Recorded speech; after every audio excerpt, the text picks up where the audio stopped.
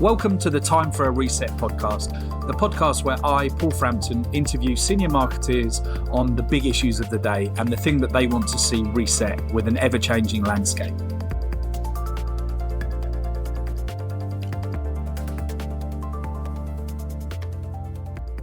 Welcome back to another episode of Time for a Reset. This morning, I'm delighted to be joined by Lars Silberbauer. Lars is the CMO of HMD Global, which is the home of Nokia Phones, which we'll unpack in a little bit.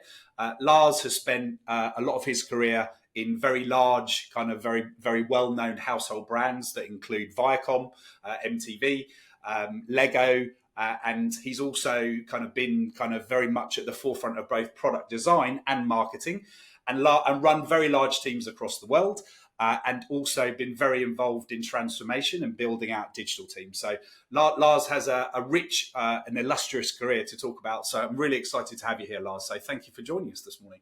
Thank you. So the first place we always start, Lars, is with the reset. That the podcast is obviously called Time for a Reset, and whenever we talk to senior marketeers, they usually have a bugbear around something that they would change across the whole of marketing as a discipline if they could. So maybe we'll start there if you don't mind. No, absolutely. We can definitely start there. So if there's one thing that I would love to put a reset on or start from scratch again, I think it's just the definition of the CMO role and how that's connected to product and product development. I think that's a crucial element, and I think we're right now in a journey in many companies where the CMO role is stepping into product a lot more than we've seen previously. At least that's how I feel in my role right now. I'm also head of product design, and I think the design story, the product story, needs to be much more integrated in the brand story, in the marketing storyline that has been previously, at least in a traditional company structure.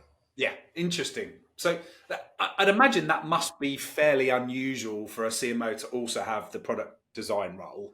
And HMD Global is maybe a business that some listeners haven't heard of. So could you just tell us a little bit about the relationship between HMD and the Nokia brands, but also how you ended up having a role that cuts across both of those? Yes, absolutely. So I joined about a year and a half ago, and I previously was global head of marketing, brand, and digital at the Olympics. So the IOC, we did I was part of the Tokyo Olympics, Summer Olympics, and the Beijing Winter Olympics. So I was offered this role, and haven't been in tech before. So for me, it was quite exciting to actually step into something as crucial. Like if you worked in entertainment, if you worked in pretty much any other brand, you reach consumers through some kind of tech platform. If you're not doing it through the TV, of course, which is also kind of tech platform. So I was quite thrilled to actually get this opportunity with HMD. So HMD is a 7-year-old startup. We've sold more than 400 million devices. So it's a company with some quite strategic investors. Google is a big investor. Foxconn and Qualcomm are other really big leading investors. And what they, of course, have done is to start this company and really to try to take a new take on tech. So for me, stepping into this company was quite interesting. And then we work both with Nokia, but also with other brands in developing tech that is carrying their brand. So we have in 6 or 7 years been the exclusive license holder of Nokia Phones. So we brought back Nokia both on feature phones, but also on smartphones. But we also have a number of different brands. And next year we're launching our own brand called HMD, Human Mobile Devices, that hopefully will get a lot of traction, a lot of awareness next year. Nice. It works well, actually, doesn't it, HMD? I like that. You've obviously, as you said, you've worked at the Olympics, you've worked at Lego, you've worked at Viacom, some very iconic, recognisable brands. And of course, the Nokia brand is a very iconic brand as well. So how does the relationship between the product change in a technology company versus like a toy manufacturer or a TV broadcaster? What are the fundamental differences? I think some of the differences are, of course, that innovation is coming from a technical point of view. But I think in a world where like a lot of the tech development and production of tech is happening in the same places, it is still being commoditized, and somewhat it is the same things that are coming out. So if unless you have a brand story and a true marketing story, you will go into a price competition because everyone is pretty much doing the same thing. And in the mobile industry, it is very difficult to differentiate yourself just through tech. And that's also where we see, of course, Apple has like really like done a great job on their brand, starting with innovation. But I think we can also truly say that it's not the innovation, the tech innovation that year on year is making people buy another Apple phone. It's the brand and the brand storyline and the ecosystem they've built that actually is driving that forward. So I think that's probably where you see a bigger difference. Like the Lego brick has not really changed in the last like many decades. It's plastic brick with studs on it, and I think Lego earlier on understood that they need to have not just their own brand storyline, but they need to work with Lucas Films and Star Wars and Disney and Harry Potter and like you name it. I don't think there's any brand property or IP except probably Star Trek that Lego hasn't worked with, and that's because they wanted to guarantee that relevancy and to tap into communities where they weren't already present. Because the plastic brick was basically like we can like it has 6 studs. You could add a 7th stud, but like it's not really like anything there to differentiate on. So that's probably where I see the difference. Okay, really interesting, really interesting. And you obviously mentioned Apple, and going back in time, obviously Nokia dominated the mobile phone landscape, and I guess a lot of listeners, some listeners will remember the early Nokia phones. It feels like there's been some really interesting kind of product development that's happened over the last few years, and you guys have had a lot of success in selling into kind of developing markets and selling affordable kind of high feature phone, high kind of functionality. Could you maybe just unpack like how do you deal with the challenge of like that previous version of Nokia and trying to I guess almost reimagine that amongst in consumers' minds? So I think it's very important to differentiate between feature phones and smartphones. You could also say some people call it dumb phones and smartphones, whatever you might call them. Nokia is still the leader in feature phones. Like that's quite clear. And you would be surprised about how many feature phones are still being sold worldwide. It is not a tiny number because smartphones are great and they can do a lot of stuff, but you still need to charge them every day, unless it's a Nokia smartphone because you like every third day is fine. But you still need to have that charging capabilities, and in many countries, developing countries, you don't have that. Like you will be like on your way from a township into like wherever you work. It will take a long time. You don't have a power outlet everywhere that you go. It's also like the durability and of course the cost. Like $2,000 for a smartphone, that's a lot of money in many markets. So that's where the feature phone is crucial and still has a really big role to play. Everyone thought that the feature phone market would be declining very fast, but what we see is it's declining a lot slower than actually expected. So that's why Nokia has a huge brand that is a premium brand within the feature phone, and then there's a smartphone category where we've seen the Nokia brand having some success, but we also see, and that's also why we work with other brands in developing other products that really catering for a different market. No, that's really useful for the listeners to understand. And I know that you've also innovated in terms of the sustainability. You guys have taken a very strong position in an industry which, let's face it, is not sustainability is probably not at the core of kind of building hardware. And secondly, I know you've innovated in terms of both kind of almost like subscription around kind of promoting sustainability. So is that one of the key things you want the brand to be known for? Or is that just part of the brand DNA? It's definitely what we want to be known for, but also what we believe in and quite wholeheartedly believe in. And let's be honest, Paul. Like if you imagine that you bought like a washing machine, and 12 months after it was slower. You could barely like get it to wash your clothes. The clothes will not get as clean as before, and the company that you bought it from, they would say like you actually need to buy a new one. I'm not sure that you would buy that brand like made from for many times, and that's basically what we see in the mobile industry. That brands are pushing, and our competition is pushing people to buy a new phone every single year. And at the same time, we know in 2022 there was 5.4 billion mobile devices lying around in drawers worldwide. Like those are, like, from a planet point of view, those are very expensive devices to develop, like very very expensive materials and minerals to like dig out of the earth and then really put into mobile phones. So we have an e-waste issue here, and we have a sustainability issue where we're saying we actually want you to keep your mobile phone in your hands for longer. And we believe that we can actually do this. We can do that by making them repairable. This year we won the Time Magazine Award for Best Innovation within the repairability category with Time Magazine, which we're quite proud of. And we're a leader in that space about repairability. It should be possible for you to change your screen, to change your battery, to change your charging sockets on your device without going to like even a mobile store and get it fixed. But that will also make it possible for you to keep your device in your hands for longer. So that's something that we believe in. That's something we innovate in. We dedicate resources to, and we also know, unfortunately, that these issues are going to be more and more critical for the whole world. So we believe that we are on the right track here, and that we have a mission and a role to play here.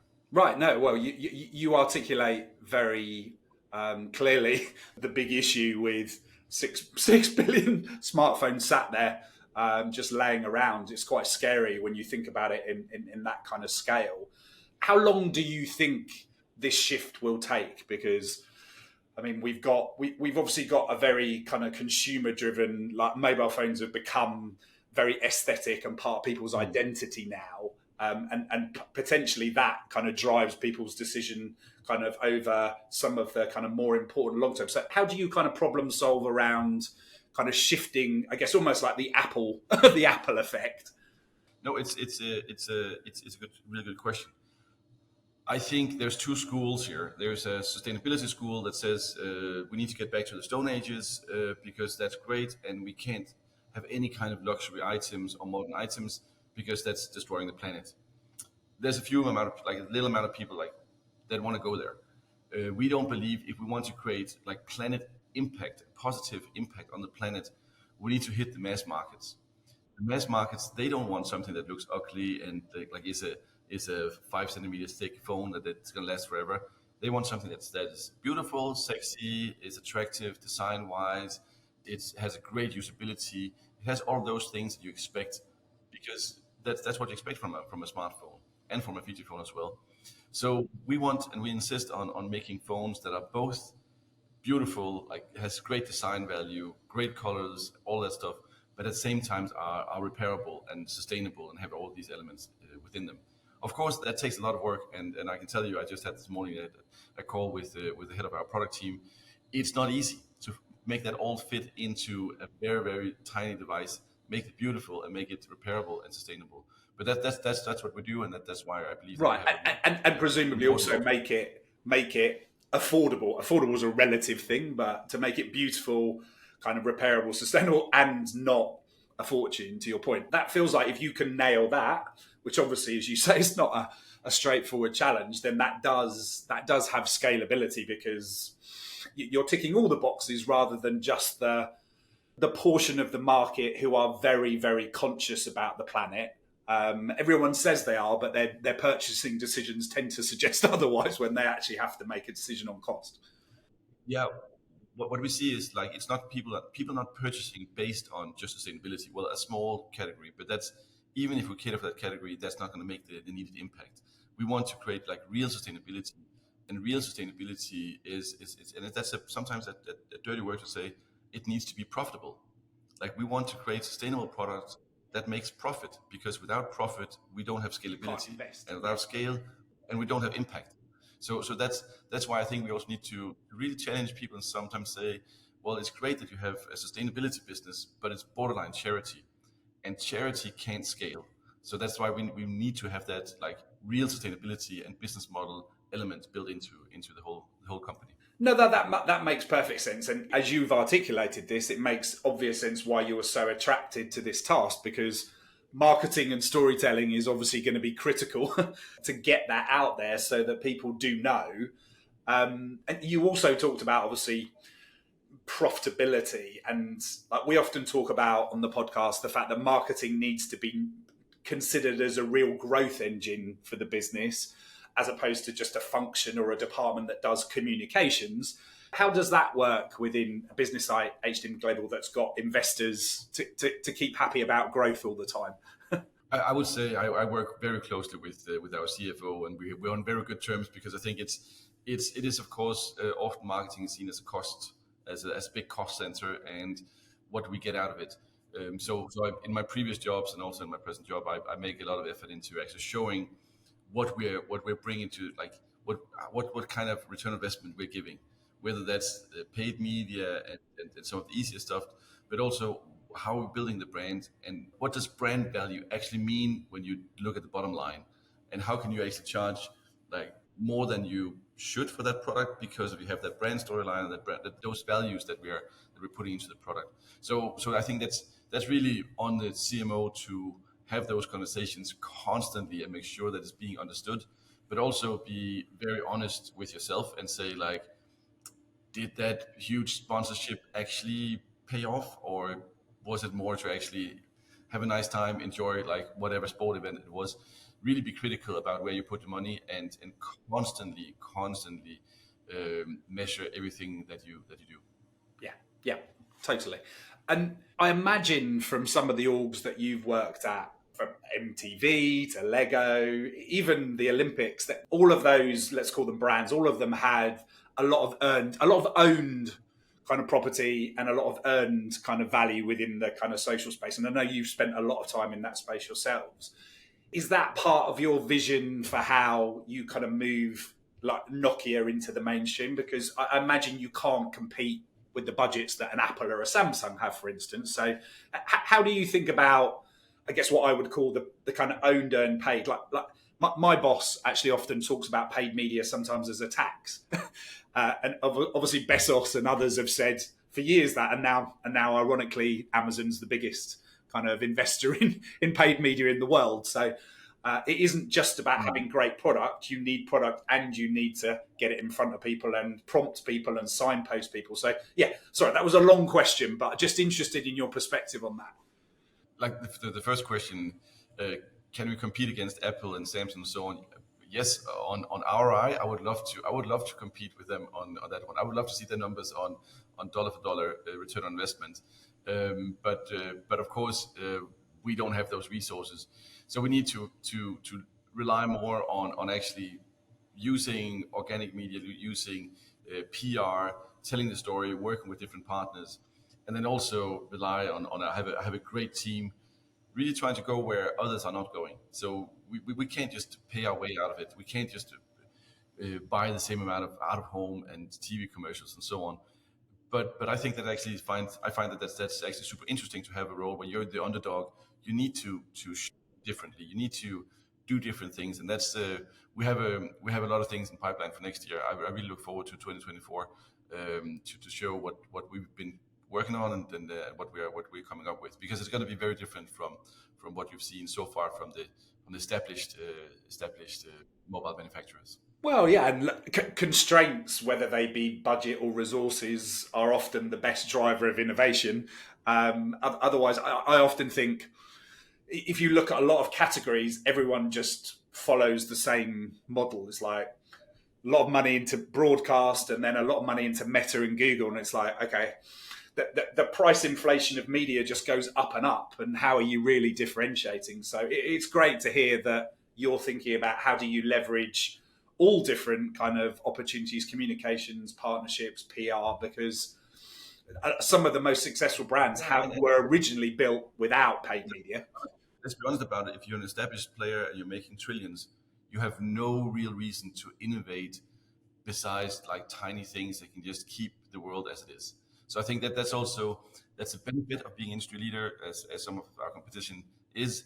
But that's also the benefit of not being a leader, that we can actually risk things, we can move fast, we can do things that challenge the model, as you said, like launching a subscription model, as we did last year, a circular subscription model, going into repairability, betting like high on sustainability, and making phones that are actually, as we said, like very affordable, because you don't need There is no rule within tech or like anything that says that a great phone needs to cost $2,000.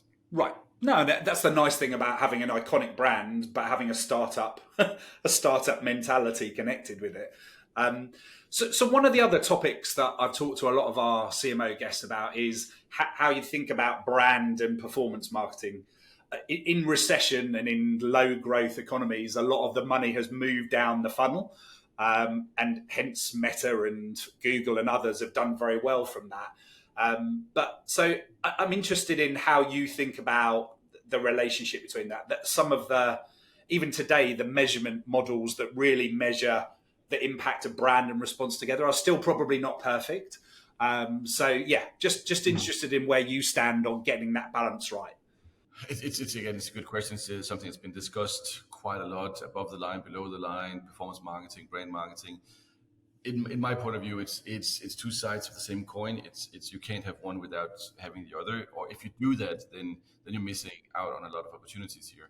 I think what we did, for instance, at Lego, was that we really measured, for instance, YouTube content, really measured that with paid media. So used paid media and really performance marketing to look at not just like the last click attribution and like some of the blunt models there, but really looking at every piece of content, saying what we did was just let me briefly explain the methodology we had back then. For 72 hours, we took a piece of content, put it up on YouTube, target that to a specific like the demographic we wanted to target it to. We took it down, look at all of this like search uplift, retention on the video, brand uplift, then re-edited everything in the video, and then did it once more, and then we did it once more. So based on that, we could see huge uplifts on brand uplift, search uplift, like retention on it. So we knew that people would be sticking with content longer. It had greater stickiness. That stickiness would reflect positive on the brand, and it would actually change people's behaviors at a higher level afterwards. And then we could say this content is good. Then we put the big media behind it, and we take those learnings into the next piece. So I think that way of connecting a brand piece with performance marketing methods is that's also how entertainment works. That's how we change the MTV model of doing content to really be high performing, but also really tightly close to the brand. Yeah, no, that's a great example, Lars. I mean, that really kind of manifests test and learn. And I think it always surprises me that more marketing organizations don't stop spend for a while and then start it up to see the differences. I think there's a nervousness if you take something out that you're going to lose a lot. But you also need to, I mean, part of the reason CVE is called CVE is control versus exposed. Unless you've got a control, you don't really know whether people that are exposed have actually had some kind of different experience or responded differently. So I really like that example. Exactly. We were fortunate. Like once we did the experiment at Lego, and we were fortunate because there was so much demand that we basically had to turn off our paid media advertising. And on Google, we could see our search advertisement within 48 hours. The organic just really made up for everything we hadn't paid. So we realized we were just like basically cannibalizing our own organic searches, which is also like not many brands have that, but like a brand like Lego, a big brand, is we had that, like, so we basically just had a lot of waste. Right, and it shows the value of running experiments, learning, and then iterating, which I think is modern marketing. Exactly. And on that, that's quite a good segue into my last question before I ask you some slightly more personal questions, which was obviously marketing is becoming more scientific, more data-driven, more MarTech driven. How are you seeing that change the kind of marketing operating model within your business or within marketing per se? Again, a really good question. I think what I've seen in the last year, what we also have to implement in the last year, and again, being a small player, we've been able to do it quicker than I think most, is really to use AI and generative AI a lot more. But it's not like we're leaving things completely in the hands of AI and letting them like have both hands on the wheel. I would say it's more been a tool where we can have the decision makers have suggestions, having ideas faster and faster and faster, and then briefing agencies or in-house agencies in a way where we actually have borderline 75% of the ideas already there, and then it goes more into lower execution, like studio production and so on. And I feel that has been a really both pleasure because I feel personally more in hands-on control of the creative output, um, but also it's sped up the whole ideation phase and the days of agencies coming in every second week with a PDF and saying like this, and that, and here's the key visual. We can do that in an hour now. So I think that is it's unfortunately creating also like a lot of redundancies in that mid layer of the company. But that's just how the world is nowadays. So I think in that sense, it's really been it's a changing moment in the whole industry. Nice. I like that. It sounds like you're able, because of the nature of the culture and being a startup and some of the constraints, you're able to kind of push towards the new modern marketing model faster than some others. If you were to try and express what you think the CMO of tomorrow looks like and what the key attributes of them, I mean, you described some examples like being much more test and learn, using technology, being close to product. Is there anything else that you'd add to that? I think we see a breed of CMOs and whatever you would call us, CXOs right now, that are much more multidisciplinary. That is, at least I'm not tied to the old agency, client, creative agency, media agency model. Not at all. I think we need to shake that up quite a bit. I believe external agencies are quite useful sometimes. Sometimes we need to have a lot more internal. But I think that's a different way of perceiving things that is happening right now. I think also CMOs or any executive at any layer, they need to get their hands dirty when it comes to AI. It do not try to put it as with social media on the intern to come up with things. Like you need to sit there, you need to learn the tools, and you need to keep learning them because they're developing so fast. To understand that and to grow with them, I think it's super important. So I think this what like they call like centaur, like half man, half machine. I think in the creative world that's going to be the winning formula. I think I don't see any architects right now who's not using CAD as a primary tool for, or it might be any kind of software tool for their development of new ideas. Same thing with AI. It's going to be it is already such a big part of your daily work, at least my daily work, and it's just going to be more and more important. But it also is important as if you want to develop communication, you need to know culture, and it's very difficult for an AI to predict culture and to predict what is going to be the new change in culture that you're gonna deliver. As it's of course generative, so and it is based on history, not on the future. So I think that's really where you need to have your cultural references right. You can't ask the right questions. You cannot get the right results out of an AI. I think that's becoming more and more apparent. No. I really like the way you express that. I mean, firstly, the provocation around, which I think every marketeer is looking at in some way. What do we do ourselves and what do we insource? That is a very different world to it was 10 years ago. But also, I really like the way that you talk about the parts of the process that generative AI should plug into and the parts that should remain kind of led by creative people or data-driven analysts types. It feels like you still need these different skill sets, people that are either very highly analytical or highly creative. It's just they have to accept that their role changes with different tools. And everybody's always kind of improved and had better tools over times in the history of time. Yet everyone looks at AI because they just think it's going to remove jobs rather than as an additive support to allow more focus on the strategic or kind of more interesting work. Yeah, yeah. Like we're gonna have copywriters in the future. Yeah, probably a few, but they're gonna be more prompt managers and quality assurance people. That's gonna be more high level. We're gonna have a lot fewer. So that's gonna change, and whoever's gonna make that shift and jump in competencies, they're gonna make a lot of money. The rest will probably need to find a new job.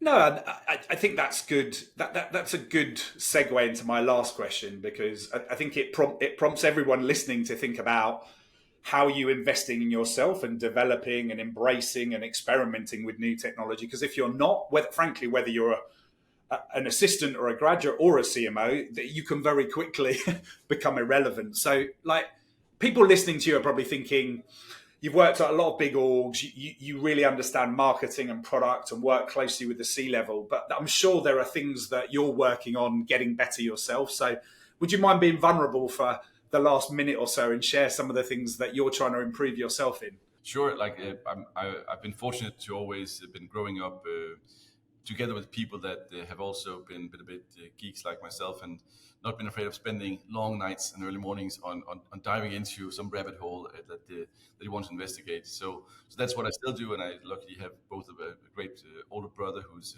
also have the same interests I do with technology, but also a big network. And I think it's really important to carve out time for yourself to do that investigation. And like previously, or a few weeks ago, I had an agency approaching me and said like they would do an AI workshop with us and teach us new tools about how we could use Midjourney. It's like, you guys, it's been out for like a long time. Like we've always been spending like long nights into these different tools, trying them out and figuring out what they can, and do that on a consistent basis. So I think that's at least like what some of the things I do.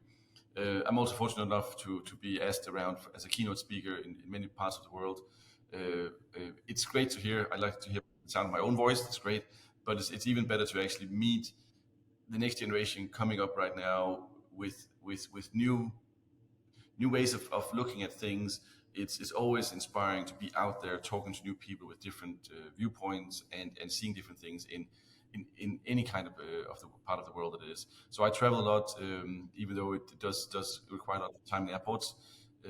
It's really beneficial to have those conversations with people in South America or China or wherever they might be. And I think that is something that I get energy from, even though it might be also taking a bit of jet lag. Yeah, no, I'm very similar. I think the opening horizons and seeing how business is done in Southeast Asia or LATAM or the Middle East really kind of just. I was in Dubai recently, and just the way they approach growth is so different to anywhere else in the world. I mean, obviously there are some slightly different governmental kind of setups there, but you're right. There's so much to learn from across the world. So look, Lars, that's been a great conversation. You've taken us from the importance of marketing being adjacent to product to really kind of helping us understand like where the new Nokia will be going. Also kind of jumped into kind of being provocative about what a CMO should do and how they explore new technology and kind of embrace kind of change and work closely with the kind of CFO and the finance department. And lastly, you've kind of put out the provocation around the model. The model is changing, whether it's generative AI or it's what you build in-house or kind of how you structure different parts of marketing operations. I think for our listeners, you've kind of challenged people to think differently about just because it's been done that way in the past doesn't mean that you need to carry on doing it that way. So I really like the thrust and the kind of overall theme. So all that remains is for me to thank you for your time. Thank you for the invite. Appreciate you making the time, Lars. Thanks for tuning in to another episode of Time for a Reset. I hope you enjoyed this one as much as I did. We'll be back talking to a senior marketeer very soon. Make sure you don't miss out on any new episodes by subscribing on Apple, Spotify or SoundCloud.